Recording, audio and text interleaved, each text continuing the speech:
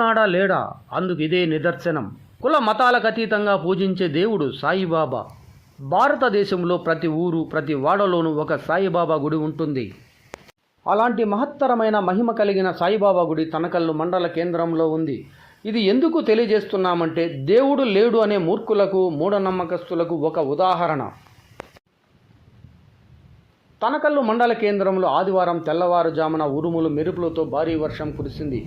ఉదయం 4:30 సమయంలో పిడుగులు పడ్డాయి. బ్రహ్మ ముహూర్తం సమయంలో పిడుగులు పడడంతో ఆ దేవదేవుడు తన భక్తుల రక్షణార్థం ఆ ఆపద విపత్తు నుండి తన భక్తులను కాపాడుకుంటూ ఆ విపత్తును తన ఆధీనంలోకి తెచ్చుకున్నాడు. ఆ సంఘటనలో సాయినాథుని తలపాగగా భావించే గోపురంపై పిడుగు పడింది. ఆ గోపురం పైభాగంలోని కలశం దగ్గర పిడుగు పడడంతో గోపురం పైభాగం పాక్షికంగా దెబ్బతినడంతో గోపురం పైభాగంలోని బెచ్చులు ఊడి దాదాపు 60 అడుగుల దూరంలో పడ్డాయి. ఈ సంఘటనలో గోపురం పైభాగంలో పాక్షికంగా నష్టం జరిగింది. గుడి పరిసర ప్రాంతాల్లో ఉన్న ప్రజలు, వాచ్మెన్తో పాటు గుడి పూజారికి ఎటువంటి నష్టం వాటిల్లకుండా ఆ సాయినాథుడే వారిని కాపాడారని మండల ప్రజలు బహిరంగంగా ఆ దేవదేవుణ్ణి స్మరించుకుంటున్నారు.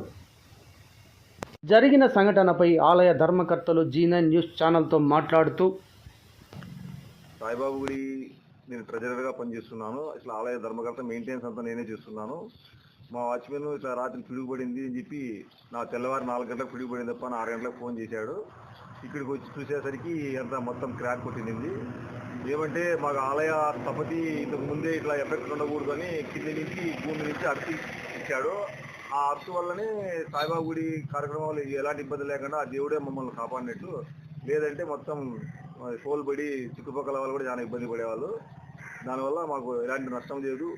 ఏదో కొద్దిగా అప్పాటి గోడ క్రాక్ కావడము ఆ దేవుడు మమ్మల్ని కాపాడినట్టు. ఇట్లు నేను ఆ సాయిబాబు గుడి ట్రెజరర్గా మాట్లాడుతున్నాను. వెంటనే నేను ఇక్కడ వచ్చి చూశానన్నమాట.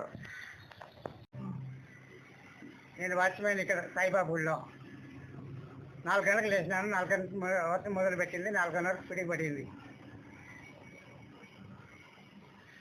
ఆ పిడికి పడిన తర్వాత అంత పొగ వచ్చి కమ్ముకునింది. అరగంట ఉండింది పొగ. గాలి లేదు, అప్పుడు గాలి ఉంటే వెళ్ళిపోయేది పొగ.